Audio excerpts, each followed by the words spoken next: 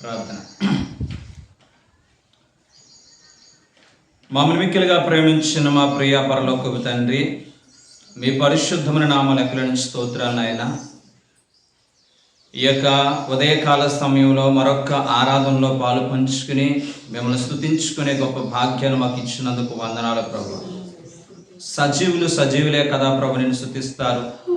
సజీవ లెక్కలో మమ్మల్ని లెక్కించినందుకు నీకు స్తోత్రాలు ప్రభు. ఈ యొక్క ఉదయకాల సమయంలో ప్రభు నీ వాక్కు కొరకు మేము ఎదురు చూస్తూ ఉండగా దీనుణ్ణి అచ్చల్పున నన్ను మీ సిలువ చోట మరుగుపరుచుకుని సంఘానికి కావలసిన విలువైన వర్తమానం ద్వారా నీ ప్రజలతో మాట్లాడన్న ఆయన. గొప్ప ఆదరణ, నెమ్మది, వాదార్పును కలుగు చేయను ఆయన. నా సొంత జ్ఞానం బంధించి మీ ఆత్మ జ్ఞానం ద్వారా నీ ప్రజలతో మాట్లాడి ఎవరెవరి అవసరతలు ఉన్నారు ప్రతి అవసరత మీ మనిషిలో తీర్చమని ఏస్తున్నామని అడుగుచున్నాం తండ్రి. రైట్, ప్రైజ్ ది లార్డ్, హల్లెలూయా. ఈ యొక్క ఉదయకాల సమయంలో పరిశుద్ధాత్మ దేవుడు మనందరితో కూడా మాట్లాడబోయేటువంటి విలువైనటువంటి వాక్యము, నిత్యముగా నిన్ను విస్తరింపజేసేదను. ఈ వాగ్దానం బైబిల్ గ్రంథంలో దేవాతి దేవుడు అనేక పర్యాయాలు అనేక సందర్భాలలో ఉపయోగించినటువంటి ఒక శ్రేష్టమైనటువంటి వాగ్దానము, నిత్యముగా నిన్ను నేను విస్తరింపజేసేదను. విస్తరించడం అనగా అభివృద్ధి చెందడం, ప్రగతి పదంలో ముందుకు సాగడం, విజయ పదంలో ముందుకు సాగడం. మనమందరము కూడా విజయ పదములో, అభివృద్ధి పదములో మనం ముందుకు సాగాలనేది దేవుని యొక్క కోరిక, దేవుని యొక్క అభిలాష.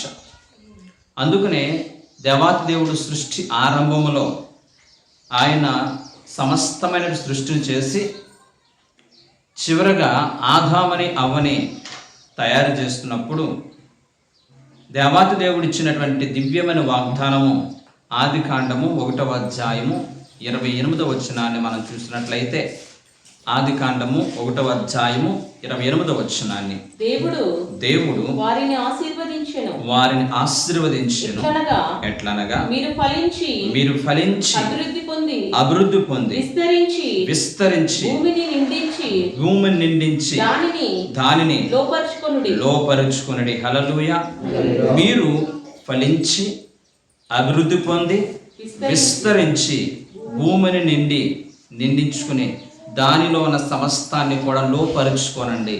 మీరు విస్తరించాలి, మీ కుటుంబాలు విస్తరించాలి, మీ దీన సంఘాలు విస్తరించబడాలి, దీన పరిచయలు విస్తరించబడాలి అని ఎప్పుడు కూడా దేవుడు ఎల్లప్పుడూ కూడా మనం విస్తరించబడాలి, అభివృద్ధి చెందాలి, వర్ధిల్లాలి, ప్రగతి పదవులు ముందుకు సాగాలనేది దేవుని యొక్క అభిలాష. ఎందుకనంటే దేవాతి దేవుడు ఈ భూలోకంలో నరుని సృష్టించేటప్పుడు వాళ్ళ మాట్లాడుకున్నటువంటి మాటలు మనం చూస్తే, మనస్పోలిక చెప్పున మనస్వరూపమందు నరును సృష్టిందాము అని చెప్పి దేవుడు సృష్టిని ఆరంభించినప్పుడు, నరులను సృష్టించేటప్పుడు మన పోలిక చెప్పున మనస్వరూపమందు అని చెప్పి పర్టికులర్గా అక్కడ విలువైన మాటను వాడారంటే మనమందరము కూడా దేవుని యొక్క పోలిక, మనమందరము కూడా దేవుని యొక్క స్వరూపము. కాబట్టి దేవునికి ఎలాంటి గుణగణాలు ఉంటాయో, దేవునికి ఎలాంటి తెలివితేటలు, ఎలాంటి జాలిగల మనసు, ఎలాంటి ప్రేమగల మనస్సు, ఎలాంటి దివ్యమైనటువంటి ఆలోచన విధానము కలిగి ఉంటామో ఆయన కలిగి ఉంటాడు దేవాతి దేవుడు. ఆయన బిడ్డలమైన మనము కూడా అలాంటి ఆలోచనలు, అలాంటి తలంపులు, అలాంటి తెలివితేటలు మనం కలిగి ఉండాలనేది దేవుని యొక్క అభిలాష.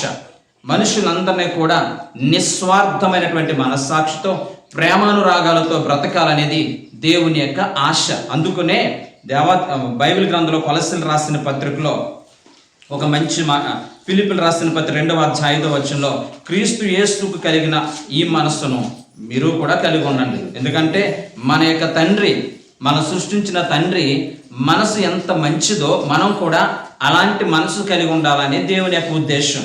కాలం గడుస్తూ ఉంటుంది, అపవాదైన సాతానుడు కుయుక్తి కలిగి దేవుడు సృష్టించినటువంటి ఆదాముని అవ్వని మోసం చేస్తాడు.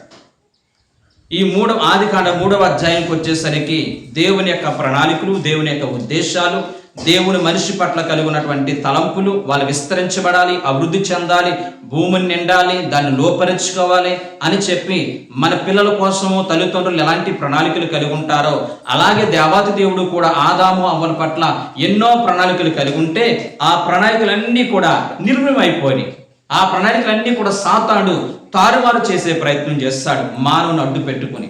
అలాంటి సందర్భంలో 3వ అధ్యాయంకి వచ్చేసరికి దేవుడు మానవుల పట్ల కలిగి ఉన్న ఉద్దేశాలన్నీ కూడా సాతాను నాశనం చేసినప్పుడు దాని ద్వారా వచ్చిన పరివాసన మనం చూస్తే తీవ్రమైనటువంటి బాధలు వాళ్ళు కొని తెచ్చుకున్నారు, సమస్యలు కొని తెచ్చుకున్నారు, కష్టాలు కొని తెచ్చుకున్నారు, బాధాకరమైన శ్రమలు కొని తెచ్చుకున్నారు, శాపములు కొని తెచ్చుకున్నారు, రోగములు కొని తెచ్చుకున్నారు, అసమాధానం, వాటమి, ఒకరినొకరు ప్రేమగా ఉండవలసిన ఈ యొక్క వ్యక్తులు ఒకరినొకరు నిందించుకోవడం అనేది మొదలు పెట్టారు. ఎందుకు అని మనం చూస్తే దేవుని యొక్క ఉద్దేశాలు, దేవుని యొక్క ప్రణాళికల నుంచి బయటికి వెళ్ళిపోయినటువంటి వీళ్ళు దేవుని యొక్క కృపను పొందుకోవలసిన వీళ్ళందరూ కూడా శాపగ్రస్తమైనటువంటి పరిస్థితిని అంతా కూడా పొందుకున్నారు. అలా జీవితం కొనసాగుతూ ఉంది. మానవాళులు అందరూ కూడా కొనసాగుతున్నటువంటి ఈ పరిస్థితుల్లో అందరి హృదయాలు మిక్కిలి చెడిపోయినట్లుగా మనం చూడగలుగుతున్నాం. ఎంతగా చెడిపోయిందంటే నరుల్ని ఎందుకు సృష్టించామని చెప్పి దేవుడే అసహించుకునే విధముగా మనుషుల యొక్క హృదయాలన్నీ కూడా చెడిపోయినటువంటి పరిస్థితి. అలా చెడిపోయినటువంటి పరిస్థితుల్లో వచ్చినప్పుడు మీకు అందరూ కూడా తెలుసు, భయంకరమైనటువంటి జలప్రలయం వచ్చింది నోవాహు కాలంలో. మనుషులందరినీ కూడా తుడిచిపెట్టి పడిపోయారు, ఒక్క కుటుంబం తప్ప, నోవాహు యొక్క కుటుంబం. అయితే కృపగల దేవుడు ఎంత ఉన్నతమైనటువంటి ప్రణాళిక కలివాడంటే ఆయన కోపించునే కృప చూపించేవాడు కనుక నోవాహు కాలంకి వచ్చేసరికి ఆదికాండము 9వ అధ్యాయంకి 6వ అధ్యాయం నుంచి 9వ అధ్యాయం వరకు మనం చూసినట్లయితే మరలా దేవాతి దేవుడు నోవాహు దేవుని యొక్క కృపను పొందుకున్నాడు కాబట్టి, దేవుని మాటకు లోబడ్డాడు కాబట్టి, ఆ యొక్క జాతుల్లో ఆ యొక్క ప్రజల్లో నోవాహు నిందారహితుడుగా ఉన్నాడు కాబట్టి ఇదే వాగ్దానాన్ని మీరు ఫలించి విస్తరించి అభివృద్ధి చెందండి అనే వాగ్దానాన్ని మరొక్కసారి నోవాహు విషయంలో జ్ఞాపకం చేసిన సందర్భం ఆదికాండము 9వ అధ్యాయము 1వ వచనంలో ఉంటుంది. మరియు దేవుడు నోవాహును అతని కుమారులను ఆశీర్వదించి మీరు ఫలించి అభివృద్ధి పొంది. Praise the Lord, hallelujah, hallelujah. This is the clear indication that the God has created you to be fruitful, multiplication incept of the మన జీవితాల్లో నిజముగా దేవుని కృపకు మనం దూరమైపోయినా, దేవుని ప్రేమకు దూరమైపోయినా, కృపగల దేవుడు మన పట్ల కలిగి ఉన్నటువంటి ప్రణాళికలన్నీ కూడా మన గతాన్ని బట్టి మనం చేస్తున్నటువంటి దుర్మార్గ పనులు బట్టి జ్ఞాపకం చేసుకునేవాడు కాదు. కానీ వాటన్నిటిని కూడా దేవుడు మరిచి మరలా ఈ యొక్క నోవాహు కాలంలోకి వచ్చేసరికి మీరు ఫలించండి, అభివృద్ధి చెందండి, భూమిని స్వాధీనపరచుకొని దాన్ని నిండించండి అని చెప్పి ఇదే వాగ్దానాన్ని మీరు విస్తరించండి అనే వాగ్దానాన్ని మరలా నరుల పట్ల దేవుడు మరలా వ్యక్తపరుస్తున్నాడంటే, ఆ వాగ్దానం మరలా ఇస్తున్నాడంటే దేవుడు మనిషి పట్ల ఎంత ఉన్నతమైన ప్రణాళిక కలిగి ఉన్నాడో చూడండి. మన బిడ్డలు మనల్ని ఎంత విసిగించినా కానీ వాళ్ళ ఎడల మనకున్నటువంటి ప్రేమ ఏ కోసాన కూడా తగ్గకుండా పదే పదే వాళ్ళ అభివృద్ధి కొరకు పరితపించే తల్లిదండ్రులు ఎలా ఉంటారో అలాగే కృపగల దేవుడు కూడా నరుల పట్ల మానవుల పట్ల దేవుడు కలిగి ఉన్న ప్రణాళికలు, ఉద్దేశములు అంత ఉన్నతముగా ఉన్నవని ఈ వాక్యాలన్నీ కూడా మనకు తెలియజేస్తుంది. ఇంకా ముందుకు వచ్చినప్పుడు ఆదికాండము 6వ అధ్యాయం, హెబిల్ రాసిన పత్రిక 6వ అధ్యాయం 14వ వచనం మనం చూసినట్లయితే, హెబిల్ రాసిన పత్రిక 6వ అధ్యాయం 14వ వచనంలో భక్తుడైనటువంటి దావీదు పట్ల, భక్తుడైన అబ్రహాము పట్ల దేవాతి దేవుడు ఇస్తున్నటువంటి దివ్యమైన వాగ్దానం చూడండి. తన తోడు అని ప్రమాణము చేసి నిశ్చయముగా నిన్ను నేను ఆశీర్వదించి నిశ్చయముగా నిన్ను విస్తరింపజేస్తుందని అబ్రహాముతో దేవుడు చెప్పాడు. ఏమని వాగ్దానం చేశాడండి? తండ్రి యొక్క కుటుంబాన్ని, తన స్వగ్రామాన్ని, సమస్తాన్ని విడిచిపెట్టి దేవుని అందరి విశ్వాసముతో దేవుని ఆజ్ఞకు లోబడి బ్రతుకుచున్నటువంటి అబ్రహాముని దేవుడు మెచ్చుకుని ఆయన ఇస్తున్న వాగ్దానము, ఎవరో నాకంటే గొప్పవారి మీద తోడు అని వేయకుండా నా మీద నాకు తోడు వేసుకుని నిశ్చయముగా నేను నిన్ను ఆశీర్వదిస్తాను, నిశ్చయముగా నేను నిన్ను విస్తరింపజేస్తానని చెప్పి వాగ్దానం చేశాడు. వాగ్దానం చేసిన దేవుడు నమ్మదగిన వాడు కనుక ఆ వాగ్దానం నమ్మినటువంటి అబ్రహాముని ఎలా ఆశీర్వదించాడో తెలుసా? ఆకాశ నక్షత్రాలు చూడండి, ఇసుక సముద్రపు ఒడ్డున ఇసుక రేణువులు చూడండి, అవి ఎంతగా లెక్క పెట్టగలదువా? లెక్క పెట్టలేను. అంతగా నీ యొక్క సంతానాన్ని నేను విస్తరింపజేస్తాను, అంతగా నేను అభివృద్ధి పరుస్తానని చెప్పి దేవుడు విలువైనటువంటి వాగ్దానాన్ని అబ్రహాము పట్ల చేసినట్లుగా మనం చూడగలుగుతున్నాం. అంతేకాకుండా ఒక్కొక్క సందర్భంలో ఆదికాండము 26వ అధ్యాయము 3-4 వచనాల్లో చూసినట్లయితే, ఆదికాండము 26వ అధ్యాయం 3-4 వచనాలు, అక్కడ యెహోవా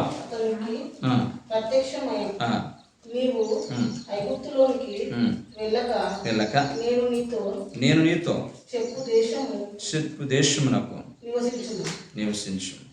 ప్రైజ్ ది లార్డ్, హల్లెలూయా. ఆదికాండం 26వ అధ్యాయము 3-4 వచనాలు మనం నీ దేశమందు పరవాసువై ఉండు, నేను నీకు తోడై ఉండి నిన్ను ఆశీర్వదించెదను. ఎలయనగా నీకును నీ సంతానమునకు ఈ దేశమునందు ఇచ్చి నీ తండ్రి అయిన అబ్రహాముతో నేను చేసిన ప్రమాణం నెరవేర్చి ఆకాశ నక్షత్రం వలె నీ సంతానమును విస్తరింపజేసి ఈ దేశములన్నీ నీ సంతానమునికి ఇచ్చేదని ఈ వాగ్దానాన్ని అబ్రహాము కుమారుడైనటువంటి ఇస్సాకు తన జీవితంలో వచ్చినటువంటి శ్రమను బట్టి, తన జీవితంలో వచ్చిన కరువును బట్టి ఈ లోకం వైపు, ఐగుప్తు వైపు వెళ్ళాలని ఆశపడుతున్నప్పుడు దేవుడు ప్రత్యక్షమై స్వయంగా ఈ యొక్క ఇస్సాకుతో మాట్లాడుతున్న మాట, ఇస్సాకు, పరిస్థితులు బట్టి నువ్వు తలకిందులు అయిపోవద్దు, పరిస్థితుల ప్రభావాన్ని బట్టి నీవు ఐగుప్తు వైపు అడుగులు వేయద్దు. ఎందుకంటే నిశ్చయముగా నీ తండ్రికి నేను వాగ్దానం చేశాను. ఏమని? ఈ భూమిని, ఈ దేశమును నీకు నీ సంతానానికి ఇస్తాను, ఈ దేశమును వాళ్ళు స్వాధీనపరుచుకుంటారు, ఈ దేశంలో వాళ్ళు విస్తరిస్తారని చెప్పి నీ తండ్రితో ఏ వాగ్దానం చేశానో ఆ వాగ్దానాన్ని నీ జీవితంలో నెరవేర్చినట్లుగా నీవు ఈ ప్రాంతంలో ఉండని చెప్పి దేవాతి దేవుడు ఇస్సాకుకి శ్రేష్టమైన వాగ్దానాన్ని నిన్ను విస్తరింపజేస్తానని వాగ్దానం చేస్తాడు. అంతేకాకుండా ఇస్మాయేలు విషయంలో కూడా అబ్రహాము చిన్ని ప్రార్థన చేశాడు. దేవా, నీ ప్రియకుమారుని జ్ఞాపకం చేసుకో, నిత్యము నీ తోడు వాడికి ఉన్నట్లుగా సహాయం చేయని చిన్ని ప్రార్థన అబ్రహాము చేసినప్పుడు ఇస్మాయేలు కోసం, ఇస్మాయేలు విషయంలో దేవుడు ఏమన్నాడు తెలుసా? నిశ్చయముగా నేను ఇస్మాయేలుకు తోడై ఉండి అతను నేను విస్తరింపజేస్తానని దేవుడు వాగ్దానం చేశాడు. వాగ్దానం చేసి నమ్మదగిన దేవుడు కాబట్టి ఇస్మాయేలు యొక్క సంతానాన్ని కూడా దేవాతి దేవుడు విస్తరింపజేసినట్లుగా, అన్ని విషయాల్లో కూడా విస్తరింపజేసినట్లుగా మనకు చరిత్ర ఆధారాలు మనకు తెలియజేయబడుతున్నాయి. అంతేకాకుండా వాక్యం ప్రేమిలారా, బైబిల్ గ్రంథాలు విస్తరించబడుట అనే సందర్భం మరొకసారి చూసినప్పుడు నిర్గమాకాండము 1వ అధ్యాయము 8వ వచనాన్ని చూసినప్పుడు, నిర్గమాకాండం 1వ అధ్యాయం 8వ వచనం చూసినప్పుడు, అప్పుడు యోసేపుని ఎరగని క్రొత్త రాజు ఐగుప్తు దేశానికి ఫరోగా ఉన్నాడు. అతడు యోసేపు ఐగుప్తు దేశానికే కాదు ప్రపంచానికి ఏం చేశాడో, ఐగుప్తు దేశస్తులు అందరూ కూడా నేటికి సజీవులుగా ఉన్నారంటే నిజంగా యోసేపు చేసినటువంటి ఆ మంచి పనిని, మంచి కార్యక్రమాన్ని ఎరగనటువంటి ఒక రాజు ఐగుప్తు దేశానికి ప్రధానిగా ఉన్నాడు. ఐగుప్తు దేశానికి ప్రధానిగా ఉన్న సందర్భంలో వాడికి ఒక దురాలోచన వచ్చి, ఇదిగో ఈ ప్రాంతంలో ఇశ్రాయేలు ప్రజలు ప్రబలుతున్నారు, ఇశ్రాయేలు ప్రజలు విస్తరిస్తున్నారు. వాళ్ళు బాగా విస్తరిస్తే రేపు మన శత్రువులతో కలిసి వాళ్ళు యుద్ధం చేసి ఈ ప్రాంతం నుంచి పారిపోయే ప్రమాదం ఉంది. కాబట్టి వాళ్ళు విస్తరించుకున్నట్లుగా, వాళ్ళు అభివృద్ధి పొందుకున్నట్లుగా, వాళ్ళ జీవితాల్లో అభివృద్ధిని నోచుకోకున్నట్లుగా వాళ్ళని శ్రమ పెట్టండి, వాళ్ళని బాధ పెట్టండి అని చెప్పి ఫరో ఒక ఆజ్ఞని జారీ చేశారు. ఈ ఫరో ఎంతగా వాళ్ళని శ్రమ పెడుతున్నాడో, ఎంతగా వాళ్ళని ఇబ్బంది పెడుతున్నాడో అంతకంతకు ఇశ్రాయేలు ప్రజలు ప్రబలిరి, విస్తరించబడిరి అని వాక్యము ఇక్కడ తెలియజేయబడుతుంది. వాక్యం ప్రేమిలారా, మన జీవితాల్లో కూడా శ్రమల ద్వారా మన దేవుడు విస్తరింపజేస్తూ ఉంటాడు.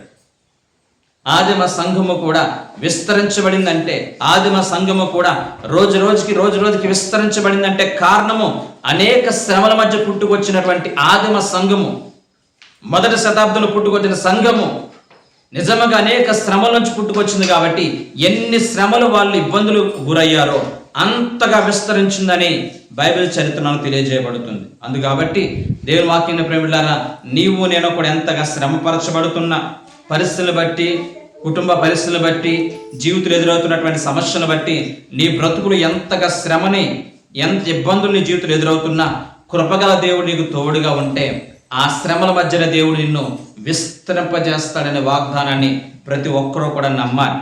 Praise the Lord. హల్లెలూయా, హల్లెలూయా. ఎందుకు దేవుని యొక్క వాక్యాన్ని మనం చూసినట్లయితే అపోస్తుల కార్యములు 6వ అధ్యాయము 1-2 వచనాలు చూడండి. అపోస్తుల కార్యములు 6వ అధ్యాయము 1-2 వచనాలు. ఆ దినములలో శిష్యుల సంఖ్య విస్తరిస్తున్నప్పుడు అనుదిన పరిచర్య తమలోని విధవరాండ్లను చిన్న చూపు చూచిరని హెబ్రీల మీద గ్రీకు భాష మాట్లాడు యూదులు సనుగసాగిరి.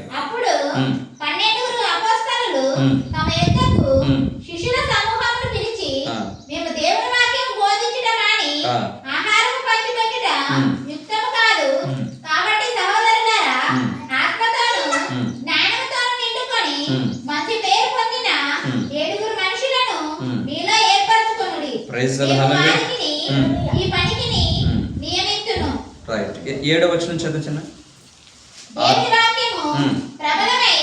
దేవుని వాక్యము ప్రబలమై శిష్యుల సంఖ్య యెరూషలేములో బహుగా విస్తరించెను. చాలమ్మ, దేవుని స్తోత్రం. హల్లెలూయా. యెరూషలేములో దేవుని వాక్యం బలంగా బోధించబడుతున్నప్పుడు శిష్యుల సంఖ్య విస్తరించబడి అభివృద్ధి చెంది సంఘము బహుగా అభివృద్ధి చెందినట్లుగా మనం చూడగలుగుతున్నాం. అక్కడ మన సందర్భం మనం చూసినట్లయితే సంఘమునున్న ఐక్యతని, అంతేకాకుండా పౌలు గారు అప్పటికే సంఘాన్ని హింసిస్తున్న కారణాన్ని బట్టి ఆయన ఎవరో చేర్చుకోలేనప్పుడు బర్నబా దగ్గరుండి వాళ్ళందరినీ కూడా అపోస్తులకు పరిచయం చేస్తున్నప్పుడు అపోస్తులు అందరూ కలిసిగట్టుగా సంఘంలో వచ్చినటువంటి చిన్న సమస్యలన్నింటినీ కూడా పరిష్కరించి దేవుని వాక్యాన్ని ప్రబలంగా, దేవుని వాక్యాన్ని సమృద్ధిగా వాళ్ళకి బోధిస్తున్నప్పుడు సంఘం అంటే ఏమైందంటే క్రమం ఏమైందంటే విస్తరించబడిందంటే ఏమైంది? విస్తరించబడింది. కాబట్టి మనము సంఘపరంగా, కుటుంబ పరంగా, మన ఉద్యోగాల్లో, మన వ్యాపారాల్లో, మనం చేస్తున్నటువంటి ఆధ్యాత్మిక జీవితాలు అన్ని విషయాల్లో కూడా మనము దేవుని యొక్క కృపను బట్టి విస్తరించబడాలి, అభివృద్ధి చెందాలని దేవుని యొక్క అభిలాష. కాబట్టి ఒక వ్యక్తి విస్తరించబడాలి. ఎలా విస్తరించబడాలి? ఏ విషయాలు విస్తరించబడాలి? మొట్టమొదటిది ఆధ్యాత్మిక జీవితాల్లో విస్తరించబడాలి. ఆధ్యాత్మిక జీవితాల్లో విస్తరించబడాలి అంటే ఆధ్యాత్మికమైన అభివృద్ధిని మనిషి కలిగి ఉండాలి. ఆధ్యాత్మిక అభివృద్ధి అంటే ఏంటి? ప్రతి దినము కూడా వాక్యాన్ని స్వీకరించడం, ప్రతి దినము కూడా ప్రార్థనలో గడపడం, దేవునితో సహవాసం చేయడం, పరిశుద్ధాత్మ అనుభవంలోకి రావడం, దేవుని కొరకు బ్రతకాలనే తృష్ణతో ఈరోజు నాకు ప్రభు 24 గంటలు ఇచ్చాడు, ప్రభు కొరకు నేను ఖర్చు పెట్టినటువంటి సమయం ఎంత అని చెప్పి ప్రతి మనిషి కూడా ప్రార్థనలో విస్తరించబడాలి, వాక్యములో విస్తరించబడాలి, దేవుని యొక్క కృపలో విస్తరించబడాలి. ఈ రకంగా ఒక క్రైస్తవుడు ఆధ్యాత్మిక జీవితాల్లో విస్తరించబడాలని దేవుని యొక్క ఆశ. రెండోదిగా మనం చూసినట్లయితే మనిషి తన బ్రతుకులో మానసికంగా విస్తరించబడాలి. మేధావి తత్వంలో, మానవ జ్ఞానంలో, వివేచన జ్ఞానంలో, తెలివితేటల్లో మనిషి విస్తరించబడాలి. దేవుని యొక్క వాక్యము మనకి అనేకమైన చక్కని తెలివితేటలు నేర్పిస్తూ ఉంటారు. ఎలా బ్రతకాలి, భర్త ఎలా బ్రతకాలి, భార్య ఎలా బ్రతకాలి, ఒక అత్త ఎలా బ్రతకాలి, ఒక కోడలు ఎలా బ్రతకాలి, కుటుంబంతో కూడా ఎలా జీవించాలి అని చెప్పి దేవాది దేవుడు సమయోచిత జ్ఞానాన్ని వాక్యం ద్వారా మనకు బయలుపరుస్తూ ఉంటున్నప్పుడు మనమందరము కూడా మానసికంగా విస్తరించబడాలి. చక్కగా వివేచన జ్ఞానంతో మనం ఆలోచించినట్లుగా ఉండాలి. ఏది మంచో, ఏది మంచిది కాదో, ఏది మంచిది కాదో అని చెప్పి వివేచించే జ్ఞానాన్ని నాకు దయచేయ ప్రభు అని చెప్పి నువ్వు క్రొత్తగా దేవుని మందిరానికి వచ్చినప్పుడు ఎలా జీవిస్తున్నావు, సంవత్సరాలు గతించే కొలది ఆధ్యాత్మిక జ్ఞానంలో, మేధావి తత్వంలో నీవు నేను కూడా వివేచన జ్ఞానముతో మనం అభివృద్ధి చెందామా ఒకసారి జ్ఞాపకం చేసుకుందాం. మూడోదిగా మనం చూసినట్లయితే భౌతికంగా కూడా విస్తరించబడాలి. క్రైస్తవులు ఎప్పుడు కూడా ఎలా ఉన్నారో అలా ఉండడం దేవుని చిత్తం కాదు. ఎందుకంటే మనం ఫలించి అభివృద్ధి పొందడం ద్వారా పరలోకపు తండ్రి ఏమవుతాడండి? సంతోషిస్తాడు. కాబట్టి భౌతికంగా కూడా మనం ఆశీర్వదించబడాలి. భౌతికంగా కూడా మనం దీవించబడాలి, ఆరోగ్యపరంగా, ఆర్థిక పరంగా మనం వర్ధిల్లాలని దేవుడు కోరుకోను. ఎందుకంటే దేవాతి దేవుడు ధనికుడై ఉండి ఆయన మనము ధనవంతులు కావాలని ఆయన దరిద్రుడు అయ్యాడని వాక్యం చెప్తుంది.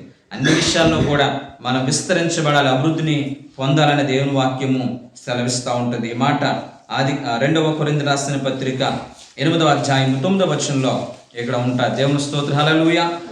రైట్, విస్తరించుట గురించి మీకు అందరికీ అర్థమయ్యేటట్లుగా చిన్న మాటని, చిన్న మొక్కని మీకు పరిచయం చేసి నేను వాక్యంలోకి ముందుకు వెళ్తాను. దయచేసి మనందరూ కూడా తెలుసు, మనందరూ ఇక్కడ ఉన్న వాళ్ళందరూ కూడా వ్యవసాయం పనులు చేసిన వచ్చిన వాళ్ళే, వ్యవసాయం బాగా పరిచయం ఉన్న వాళ్ళే మీరు అందరూ కూడా, అంతేనండి. ప్రజల అందరూ కూడా వ్యవసాయం మీద మంచి పట్టున్న వాళ్ళే.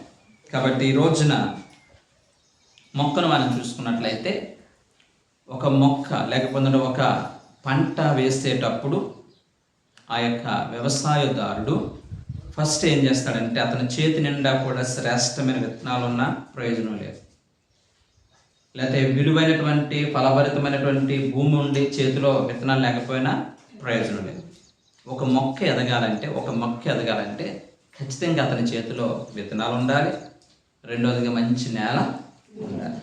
ఈ విత్తనాలు తీసుకువెళ్ళి విత్తనాలు మట్టితో కలిసినప్పుడు అవి రెండూ కలిసి నీటిని దానికి వేస్తున్నప్పుడు చక్కగా ఆ విత్తనం కాస్త ఏమవుతుందండి, చిన్ని మొక్కగా వస్తూ ఉంటారు. ఈ రోజున మనం కూడా మొక్కల వలె వర్ధిల్లాలంటే, అభివృద్ధి చెందాలంటే ఈ రోజున విత్తనము దేవుని యొక్క వాక్యానికి సాదృశ్యంగా ఉంది, మట్టి నీ హృదయానికి సాదృశ్యంగా ఉంది. దేవుని ద్వారా మనకి తెలియజేయబడుతున్నటువంటి ప్రతి వాక్యము కూడా విత్తనము లాంటిది. ఆ విత్తనము మన హృదయంలో పడినప్పుడు, మన హృదయం మెత్తగా మట్టి వలె మెత్తగా ఉన్నప్పుడు ఇవి రెండు కలిసి పరిశుద్ధాత్మ అనేటువంటి వర్షపు నీరు ద్వారా ఈ మొక్క ఎదిగి ఫలించి అభివృద్ధి చెందడానికి అవకాశం అనేది ఉంటుంది. కాబట్టి ఈ రోజున ప్రతి క్రైస్తవుడు కూడా వర్ధిల్లడానికి మొట్టమొదటి రహస్యం ఏంటంటే, నీవు వాక్యాన్ని నీ హృదయంలో స్వీకరిస్తున్నావా? ఆ వాక్యం నీ హృదయంలో క్రియ జరిపిస్తూ ఉంటుందా? వాక్యము ఫలించడానికి నీ హృదయం మెత్తని మట్టి వలె చేయబడి ఉందా? పరిశుద్ధాత్మ అభిషేకం చేత మనం నింపబడిన వారుగా మనం ఉన్నామా? అలాంటి క్రైస్తవుడు ఖచ్చితంగా ఫలభరితంగా మారడానికి మొట్టమొదటి మెట్టు. రెండోదిగా మనం చూసినట్లయితే ఈ మొక్క ఎదుగుతూ ఉన్నప్పుడు ప్రక్షాళన చేయబడాలి. ఏం చేయబడాలండి? ప్రక్షాళన చేయబడాలి. ప్రక్షాళన చేయబడడం అంటే ఏంటి? ప్రక్షాళన చేయబడాలంటే ఏంటి? ఆ చెట్టు ఎదుగుతూ ఉంటున్నప్పుడు, దానికి వచ్చేటువంటి ఆ చెట్టు ఎదుగుతూ ఉంటున్నప్పుడు ఏదైనా కానీ పురుగులు కానీ ఏదైనా కానీ కలుపు మొక్కలు కానీ ఆ ప్రాంతంలో ఉన్నప్పుడు వాటిని గనక మనము వదిలేస్తే, వాటిని గనక మనం తీసివేయకపోతే ఈ మొక్క ఫలభరితంగా ఎదగడానికి అవకాశం అనేది ఉండదు. దీన్నే కలుపు తీయడం అంటారు. అంటే అనవసరమైనటువంటి వాటన్నిటిని కూడా తీసేయాలి. మన హృదయంలో కూడా మొక్క ఎదగకుండా ఆటంకపరిచే కలుపు మొక్కలు ఏంటో తెలుసా? ధనాపేక్ష సమస్త కీడులకు మూలం. కాబట్టి మన హృదయంలో ఈ దివ్యమైన వాక్యం ఎదగకుండా ఆటంకపరిచేటువంటి ధనాపేక్ష అనే కలుపు మొక్క మనలో ఉంటే తీసేసుకునే వారుగా ఉండాలి. రెండోదిగా అపోస్తలుడైన పౌలు గారు 2 తిమోతి రాసిన పత్రిక 2:3-4 వచనాల్లో 2 తిమోతి రాసిన పత్రిక 2వ అధ్యాయం 3-4 వచనాలు ఉంటాడు కదా, క్రీస్తు యేసు యొక్క మంచి సైనికుల వలె నాతో కూడా శ్రమ అనుభవించు. యుద్ధముకు పోయినప్పుడు తన దండులో చేర్చుకున్న వాడిని సంతోష పెట్టవలని ఈ జీవన వ్యాపారంలో చిక్కుకొనడు. ప్రైజ్ ది హల్లెలూయా. ఈ యొక్క విలువైన మొక్క ఎదగకుండా ఆటంకపరిచేటువంటి రెండవ కలుపు మొక్క ఎలాంటిదంటే జీవన వ్యాపారం. ఏంటండి? జీవన వ్యాపారం. ఈ రోజున చాలామంది ఆధ్యాత్మిక జీవితంలో వర్ధిల్లకపోవడానికి, ఆధ్యాత్మిక జీవితంలో అభివృద్ధి నోచుకోకపోవడానికి కారణం తెలుసా? ఈ లోక సంబంధమైన జీవన వ్యాపారాల్లో చిక్కుకొని దేవుని యొక్క కృపలో, దేవుడు ఆశించిన అభివృద్ధిలో, దేవుడు కోరుకున్నటువంటి ఫలభరితమైన జీవితాన్ని ఈ రోజున మనిషి విస్తరించకపోవడానికి మొట్టమొదటి కారణం ఏంటో తెలుసా?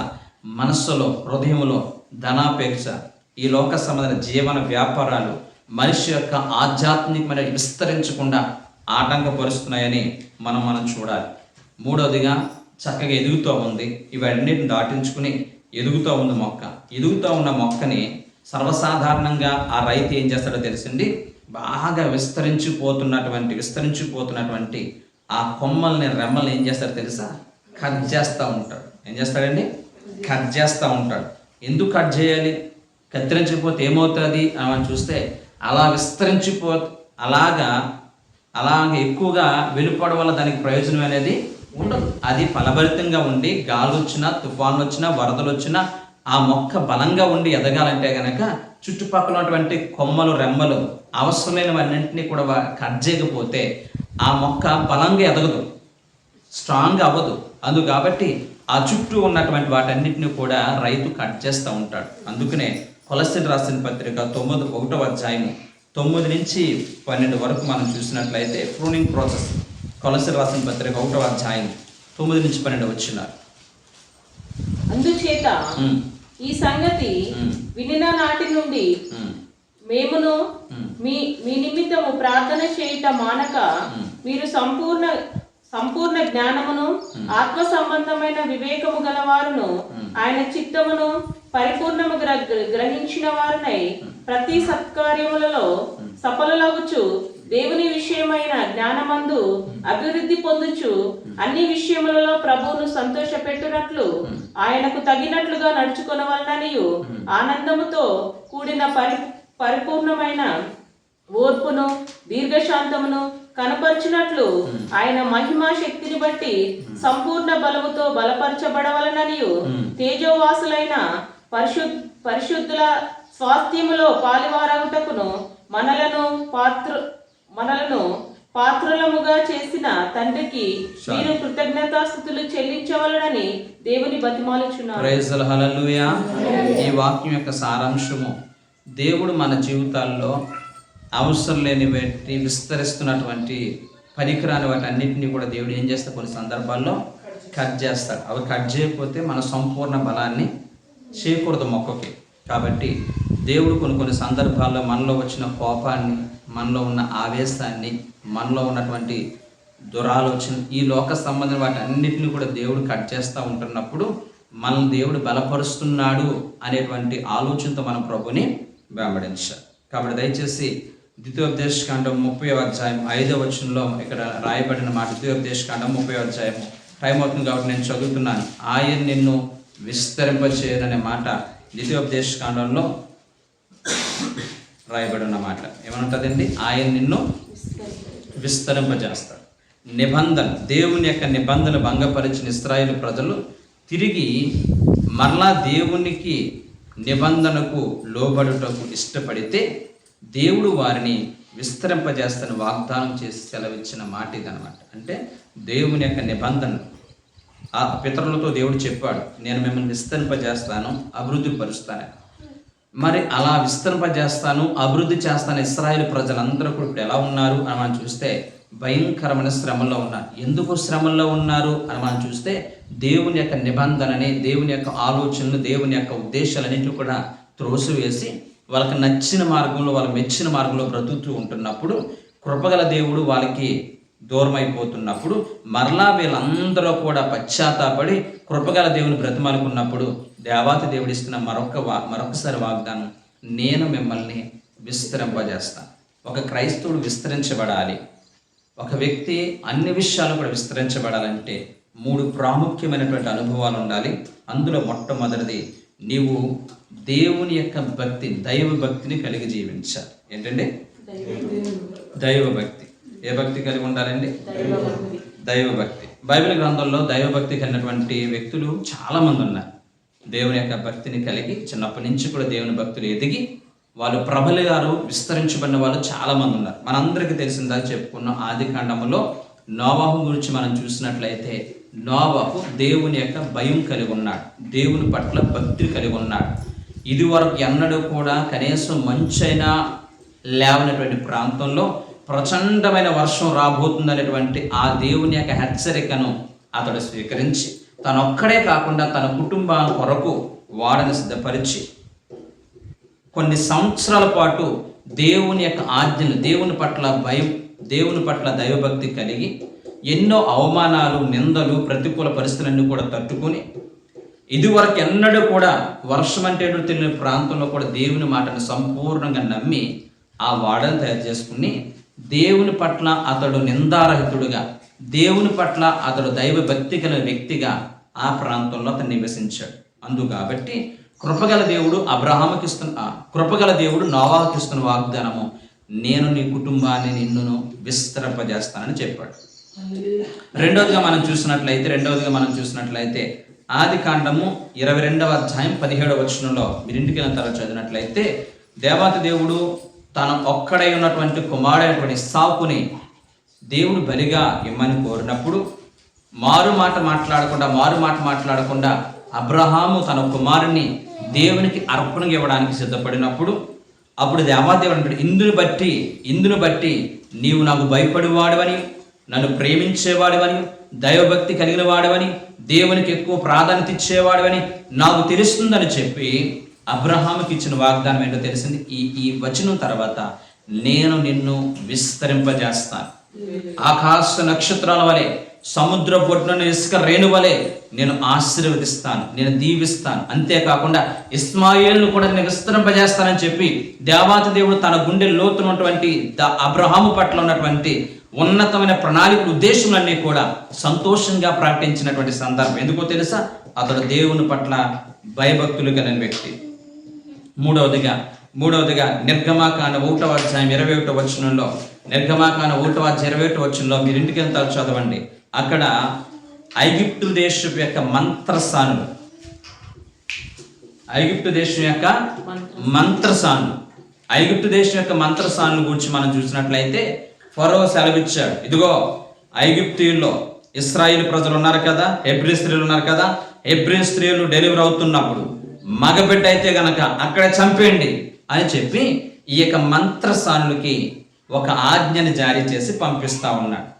కానీ దేవుని పట్ల భయము కలిగి నిజ దేవుని పట్ల విశ్వాసం కలిగినటువంటి ఈ మంత్రసానులు అలా చేయకుండా దేవునికి భయపడిరి అంటుంది. దేవునికి భయపడిరి అనే మాట ఉన్నప్పుడు ఫరో పిలిచి అంటాడు, నేను చెప్పిన పని ఏంటి, మీరు ఏం చేస్తున్నారు? అందరూ మగపిల్లలు పుడుతుంటే మిమ్మల్ని చంపేమన్నాను కదా, ఎందుకు చంపట్లేదంటే గనక ఆ యొక్క స్త్రీలు, ఆ యొక్క ఐగుప్తు దేశం మంత్రసానులు అంటారు కదండి, ఇదిగో హెబ్రీ స్త్రీల్లో ఐగుప్తు స్త్రీల వంటి వాళ్ళు కాదు, వాళ్ళు చాలా చురుకైన వాళ్ళు, మేము వెళ్ళే లోపే వాళ్ళు కంటూ ఉంటున్నారు అని చెప్పి దేవుని పట్ల భక్తి కలిగి, దేవుని పట్ల దైవభక్తి కలిగి వీళ్ళు ఇచ్చినటువంటి ఆ మాటని కృపగల దేవుడు జ్ఞాపకం చేసుకుని వాళ్ళ గూర్చి ఏమని రాయబడి తెలుసా? వారి సంతానాన్ని విస్తరింపజేసిన ఉంటుందండి. హల్లెలూయా. ఏమంటారు? వాళ్ళ సంతానాన్ని విస్తరింపజేస్తున్నారు. హృదయంలో వాళ్ళు కలిగి ఉన్నటువంటి దైవ భక్తిని దేవుడు జ్ఞాపకం చేసుకుని ఆయన ఇచ్చిన వాగ్దానం తెలుసా? నేను ఆ సంతానాన్ని విస్తరింపజేస్తాను. ఈ మంత్రసానుల యొక్క విశ్వాసాన్ని దేవుడు జ్ఞాపకం చేసుకున్నాడు. అలాగే రాహాబు అనే వేశ్యను గూర్చి కూడా, రాహాబు అనే స్త్రీని గూర్చి కూడా దేవాతి దేవుడు ఒక ఉన్నతమైన రీతిలో విస్తరింపజేసి, ఎందుకో తెలుసా? వాళ్ళు లోపల దేవుని పట్ల భయం కలిగి ఉన్నారు, దైవభక్తి కలిగి ఉన్నారు. అలాగే సమయాలు కూడా చిన్నప్పటి నుంచి కూడా దేవుని పట్ల భయము కలిగి భక్తి కలిగి ఉన్న కారణాన్ని బట్టి అతని యొక్క కీర్తి అనేక ప్రాంతాలకి విస్తరించింది. సమయాలు వస్తున్నాడంటే అందరూ గడగలాడేవారు. సమయాలు వస్తున్నదంటే అందరూ కూడా లేచి వందనాలు చెప్పారు. సమయాలు అంటే కనుక ఆ ఇశ్రాయేలు దేశం అంతటికి కూడా ఒక ఉన్నతమైనటువంటి కీర్తి వచ్చింది. ఎందుకో తెలుసా? అతడు దేవుని పట్ల భయము కలిగి ఉన్నాడు, దేవుని పట్ల భక్తి కలిగి ఉన్నాడు. కాబట్టి మనం విస్తరించబడాలంటే, మన పేరు ప్రఖ్యాత విస్తరించబడాలంటే, మన కుటుంబం విస్తరించబడాలంటే ఖచ్చితంగా మనం అందరం కూడా దేవుని పట్ల ఏం కలిగి ఉండాలండి? భక్తిని కలిగి ఉండాలి. రెండవదిగా మనం చూసినట్లయితే ద్వితీయోపదేశకాండం 30వ అధ్యాయం 16వ వచనం ఏమంటారు తెలుసా? ద్వితీయోపదేశం 30వ అధ్యాయం 16వ వచనంలో నీవు దైవ ప్రేమను కలిగి ఉండాలి. ఏ ప్రేమ కలిగి ఉండాలండి? దైవ ప్రేమని కలిగి ఉండాలి. దేవుని యొక్క ప్రేమని కలిగి ఉండాలి. ఎంతమంది ఇక్కడికి వచ్చిన వాళ్ళందరూ కూడా దేవుని ప్రేమిస్తున్న వాళ్ళందరూ చేతుల పైకి ఎత్తండి. నేను దేవుని ప్రేమిస్తున్నాను వాళ్ళందరూ కూడా. ప్రైజ్ ది లార్డ్, హల్లెలూయా. మీరు దేవుని ప్రేమిస్తున్నారంటే అర్థం ఏంటి తెలుసా? ఆయన ఆజ్ఞల్ని గైకోనాలి. ఓకేనా? ఆయన ఆజ్ఞల్ని గైకోనాలి. ఏంటి ఆయన ఆజ్ఞలు? ఆయన ఆజ్ఞలు ఏంటి? కొత్త నిబంధన గ్రంథంలో ఆయన ఇచ్చినటువంటి 2 విలువైన ఆజ్ఞలు ఏంటండి? నీ పూర్ణ హృదయముతో, నీ పూర్ణ ఆత్మతో, నీ పూర్ణ బలముతో నీ దేవుడిని యెహోవాను సేవించాలి. రెండవది, నిన్ను వలె నీ పొరుగు వారిని ప్రేమించాలి. ఈ వ్యక్తిత్వం కలిగిన వారు, ఈ విధముగా దేవుని యొక్క ఆజ్ఞల్ని పాటించేవారు, దేవుని యొక్క ఆజ్ఞలు గైకునేవారు ఖచ్చితంగా ఏమవుతారో తెలుసండి? విస్తరిస్తారు. ఏమవుతారండి? విస్తరిస్తారు. అంతేకాకుండా ఆయన ఆజ్ఞలు గైకున్నట్టయ్యే ఆయన ప్రేమించడం. 1 యోహాను పత్రిక 5వ అధ్యాయము 2-3 వచనాలు. 1 యోహాను పత్రిక 5వ అధ్యాయము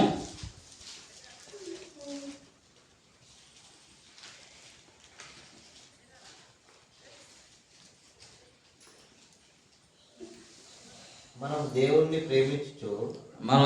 ప్రేమించుచు ఆయన ఆజ్ఞలను నెరవేర్చువారమైతిమా దేవుని పిల్లలను ప్రేమించుచున్నామని దాని వలనే ఎరుగుదుము. ప్రైజ్ ది లార్డ్, హల్లెలూయా. మనం దేవుని ప్రేమిస్తున్నట్టే అర్థం ఏంటి? ఆయన ఆజ్ఞలని గైకుంటున్నామంటే దేవుని మనం ప్రేమిస్తున్నట్టు లెక్క.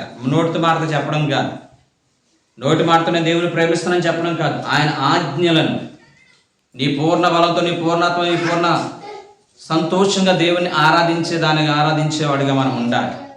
నిన్ను వలె నీ పొరుగు వారు, నిన్ను ఎలా ప్రేమించుకుంటావు అలాగే నీ పొరుగు వారిని ప్రేమించేటట్లుగా మనము ఉండాలి. అప్పుడు మనం దేవుని ప్రేమిస్తున్నట్టు అర్థం. ప్రైజ్ ది లార్డ్, హల్లెలూయా. ఆయన ఆజ్ఞలు గైకొనేవారుగా మనము ఉండాలి. అంతేకాకుండా యెహోషువ గ్రంథము 6వ అధ్యాయము 27వ వచనంలో కూడా ఏమంటదంటే యెహోషువ కూడా ఏం చేశాడండి? యెహోషువ దేవుడని యెహోవాను పూర్ణ మనస్సుతో వెంబడించాడు. ఏం చేశాడండి? పూర్ణ మనస్సుతో వెంబడించాడు. కాలేబు యెహోషువలు దేవుడని యెహోవా యొక్క ఆజ్ఞల ప్రకారముగా దేవుణ్ణి సంపూర్ణ మనస్సుతో వెంబడించారు. కాబట్టి కాలేబును గూర్చి, యెహోషువను గూర్చి ఇశ్రాయేలు ప్రజలందరూ కూడా చెప్పుకునేటట్లుగా వాళ్ళ దేవుడు విస్తరింపజేస్తాడు, వాళ్ళ కీర్తిని విస్తరింపజేస్తాడు, వాళ్ళు కలిగి ఉన్నటువంటి ప్రతిష్టతని దేవుడు అభివృద్ధి పరిచాడు. ఇశ్రాయేలు అనేక మంది వేగుల వారు వెళ్ళారు. అనేక మంది కంటే ఉన్నతమైన కృప ఈ కాలేబుకి, యెహోషువకి ఇవ్వడానికి కారణం తెలుసా? వాళ్ళు దేవుని ఆజ్ఞల ప్రకారం బ్రతకడానికి ఇష్టపడ్డారు. కాబట్టి వాళ్ళ కీర్తి, వాళ్ళు కలిగి ఉన్నటువంటి ప్రఖ్యాత అనేక మంది చెప్పినట్లుగా ప్రభు చేస్తాడు. కాబట్టి నీవు నేను కూడా మనం విస్తరించబడాలంటే, మన కీర్తి ప్రతిష్టలు రావాలంటే, మనం కలిగి ఉన్న డబ్బును బట్టి, మనం కలిగి ఉన్న ఆస్తిపాస్తులను బట్టి, మనం కలిగి ఉన్న హోదాను బట్టి దేవుడు నీకు కీర్తి ప్రతిష్టలు ఇవ్వడం. కానీ ఒకటి ఆయన ఆజ్ఞలు గైకొని జీవించే ప్రతి ఒక్కరికి కూడా శాశ్వతమైనటువంటి కృప చూపించి మనం దేవుడు అన్ని విషయాల్లో కూడా ఏం చేస్తాడండి? విస్తరింపజేస్తాడు. మూడోదిగా మనం చూసినట్లయితే దేవుడు మనల్ని విస్తరింపచేయాలంటే మూడవ అతి ప్రాముఖ్యమైనది దేవునితో మనం సమాధానం కలిగి ఉండాలి. చూడండి, రోమిలకు రాసిన పత్రిక 5వ అధ్యాయము 1వ వచనం. కాబట్టి విశ్వాసము మూలమున మనము నీతిమంతులుగా తీర్చబడి మన ప్రభువైన యేసుక్రీస్తు ద్వారా దేవునితో సమాధానం కలిగి ఉందుము. ప్రైజ్ ది, దేవునితో సమాధానం. యెహెజ్కేలు గ్రంథం 37వ అధ్యాయం 26వ వచనం కూడా చదవమ్మా. యెహెజ్కేలు గ్రంథము 37వ అధ్యాయం 26వ వచనం. యెహెజ్కేలు గ్రంథం 37వ అధ్యాయం 26. నేను వారితో సమాధానార్థమైన నిబంధన చేసి అది నాకును వారికిని నిత్య నిబంధనగా ఉండును. నేను వారిని స్థిరపరిచి వారిని విస్తరింపజేసి వారి మధ్య నా పరిశుద్ధ స్థలమును నిత్యము ఉంచెదను. చాలండి, దేవుని స్తోత్రం, హల్లెలూయా. అక్కడ ఏమన్నాడండి? నేను వారితో సమాధానార్థమైనటువంటి నిబంధన చేసి నేను వారిని విస్తరింపజేస్తాను. మనం విస్తరించబడాలంటే దయచేసి ప్రతి ఒక్కరూ గమనించండి, ఈ భూప్రపంచంలో ఎవరితైనా కానీ ఎవరితైనా కానీ మనకు సమాధానం లేకపోయినా పెద్ద ఇబ్బంది ఏమున్నదేమో కానీ మనిషి జీవితంలో దేవునితో కనుక సమాధానం కోల్పోతే మన అన్ని విషయాల్లో కూడా విఫలమైపోతాం. అందుకనే రోమిలకు రాసిన అపోస్తలుడైన పౌలు గారు రోమిలకు రాసిన పత్రికలో 5వ అధ్యాయం 1వ వచనంలో యేసు క్రీస్తు ప్రభువారి ద్వారా దేవునితో మీరు ఏం కలిగి ఉండాలండి? సమాధానం కలిగి ఉండాలి. మరొక వ్యక్తి దేవునితో సమాధానం కలిగి ఉన్నాడు అనడానికి ఈ రోజున ఒక వ్యక్తితో ఒక వ్యక్తి మంచి ఫ్రెండ్షిప్, మంచి సహవాసం కలిగి ఉన్నాడంటే ఆ వ్యక్తి పదే పదే వాళ్ళతో మాట్లాడడానికి ఇష్టపడతాడు. మనిషి యొక్క నైజం అలాంటిది. నేను కూడా నేను దేవునితో సమాధానం కలిగి ఉన్నానని చెప్పుకుంటూ నువ్వు ప్రార్థన చేయకపోయినా, దేవుని సన్నిధికి రాకపోయినా, వాక్యం వినకపోయినా, ప్రార్థన చేయకపోయినా, సహవాసంలో కూర్చుండకపోయినా, వీటన్నిటికి అర్థం ఏంటో తెలుసా? నీవు దేవునితో సహవాసము కలిగి లేవు. ఒక వ్యక్తి దేవునితో సహవాసం అనేది కలిగి లేకపోతే ఉన్న వారందరితో కూడా సమాధానంగా బ్రతకలేడు. ఒక వ్యక్తి కనుక దేవునితో సహవాసంలో దేవునితో సమాధానంగా బ్రతికితే అందరితో కూడా సమాధానంతో బ్రతకడానికి అవకాశం అనేది ఉంటారు. ఈ రోజున మనం దేవునితో సమాధానం కలిగి ఉన్నామా? మన దేవునితో సమాధానం కలిగి ఉన్నాం. ఆయన సమాధానానికి అధిపతి. అటువంటి సమాధానం కన్నా దేవుడు మనం ఆయనతో సహవాసం చేస్తే మనకు మేలు కలుగుతుంది, మనం విస్తరించబడతాము. మన సహవాసంలో విస్తరించబడాలంటే ఖచ్చితంగా దేవునితో సహవాసం చేసేవారుగా ఉండాలి, దేవునితో సమాధానం కలిగిన వారిగా ఉండాలి. దయచేసి ఈ లోకము దేవునికి వైరాగ్యం అని మీకు తెలియదా? ఎవడైనా ఈ లోకం ప్రేమిస్తే దేవుడు వారికి విరోధి అయిపోతాడు. ఈరోజు నీ జీవితంలో దేవుడు నీకు విరోధి అయిపోవడానికి, నీ జీవితంలో అసమాధానం కొని తెచ్చుకోవడానికి, నీ విస్తరించకపోవడానికి, నీ జీవితంలో అభివృద్ధి నోచుకోలేకపోవడానికి, నువ్వు అన్ని విషయాల్లో విఫలమైపోవడానికి ఒక బలమైన కారణం ఒకవేళ దేవునితో సహవాసం కోల్పోయామేమో, దేవునితో అనుబంధాన్ని మనం కోల్పోయామేమో. దేవునితో ఉన్న సహవాసం మనం కోల్పోయినప్పుడు అన్ని విషయాల్లో కూడా మనం విఫలమైపోతాం. కాబట్టి ఉదయకాల సమయంలో దేవుడు నన్ను కూడా ప్రశ్న అడుగుతున్నాడు. దేవునితో సమాధానం కలిగి ఉన్నామా? దేవునితో సహవాసం కలిగి ఉన్నామా? దేవునితో మాట్లాడడానికి ఇష్టపడుతున్నావా? దేవునితో సహవాసం చేయడానికి మనం ఇష్టపడుతున్నామా లేదనేది ఒకసారి మనం పరీక్షించుకుందాం. ఒక వ్యక్తి దేవునితో సమాధానం కలిగి ఉంటే కుటుంబస్తులతో సమాధానం కలిగి ఉంటాడు. ఒక వ్యక్తి దేవునితో సమాధానం కలిగి ఉంటే మన చుట్టుపక్కల వాళ్ళతో సమాధానం కలిగి ఉంటాం. దేవునితో కనుక నువ్వు సమాధానం కలిగి లేకపోతే అన్ని విషయాల్లో కూడా విఫలమైపోతారు. విషయాన్ని గమనించండి. ఒక డాక్టర్ గారి దగ్గరికి ఒక పేషెంట్ వెళ్ళాడంట. డాక్టర్ గారు, నాకు సమాధానం ఉండట్లేదు, నిద్ర పడతలేదు, నెమ్మది ఉండట్లేదు, నాకు ఏదన్నా ట్రీట్మెంట్ చేయండి, ఏదన్నా కానీ మెడిసిన్ ఇవ్వండి అని అడిగాడంట. అప్పుడు ఆ డాక్టర్ గారు దేవుని నమ్ముకున్నటువంటి డాక్టర్ కాబట్టి ఆ ప్రిస్క్రిప్షన్ రాసేటప్పుడు ఒక వాక్యం రాశాడు. ఆయనతో సహవాసం చేస్తున్నాడు నీకు నెమ్మది కలుగునని చెప్పి ఆ వాగ్దానాన్ని ఇంగ్లీష్లో రెఫరెన్స్ రాసి ఇచ్చేసాడంట. అది పట్టుకుని మెడికల్ షాప్కి వెళ్ళాడంట. బాబు, ఇలాంటి ట్యాబ్లెట్లు ఎక్కడ కూడా మేము చూడలేదు, మా దగ్గర ట్యాబ్లెట్లు లేవు, నువ్వు ఇంటికి వెళ్తే నీకు దొరుకుతుంది మీ ఇంట్లో అన్నాడంట. ఎక్కడ దొరుకుతుంది అంటే బైబిల్లో దొరుకుతుంది అన్నాడు. అప్పుడు బైబిల్లో దొరికితే, ఏం డాక్టర్ గారు మీకు ఇంత ఫీజు కట్టి నేను వచ్చి సమాధానం లేదని చెప్పి అడిగితే మీరు ఎక్కడికి మెడికల్ షాప్కి వెళ్ళి తెచ్చుకోమని చెప్పి ఇది రాస్తారు ఏంటని చెప్పి కోపంకి వెళ్తాయని అన్నాడంట. నీ జీవితంలో నీకున్న సమస్యకి, నీకున్నటువంటి ఇబ్బందికి, నీకున్న అసమాధాన కారణము నువ్వు దేవునితో సహవాసంలో లేవు, ఆయనతో సమాధానం లేవు కాబట్టి నీ జీవితం నిన్ను కష్టాలు అనుభవిస్తున్నావు. నువ్వు దేవునితో సహవాసం చేయి, దేవునితో సమాధానంగా బ్రతుకు, నువ్వు ఖచ్చితంగా విస్తరించబడతావని చెప్పి దేవుని యొక్క ప్రేమని ఆ డాక్టర్ క్రియల్లో చూపించినట్లుగా మనం చూడగలుగుతున్నాం. కాబట్టి దయచేసి వాక్యం ప్రేమిలారా, ప్రతి ఒక్కరూ కూడా ఆధ్యాత్మిక జీవితం విస్తరించబడాలి. బాప్తిసం పొంది అప్పుడే ఇంచుమించుగా 10-15 సంవత్సరాలు, 20 సంవత్సరం, 30 సంవత్సరాలు అయిపోయింది. నేను అక్కడ ఇంకా అభివృద్ధి చెందకపోవడానికి, ఇంకా మనం ఆధ్యాత్మిక జీవితంలో వర్ధిల్లకపోవడానికి, విస్తరించకపోవడానికి, బహుశా నువ్వు దేవుని పట్ల భయభక్తులు కలిగి లేవేమో, దేవుని నువ్వు ప్రేమించట్లేదేమో, నువ్వు ఆయనతో సహవాసం, ఆయనతో సమాధానం ఉండలేదేమో.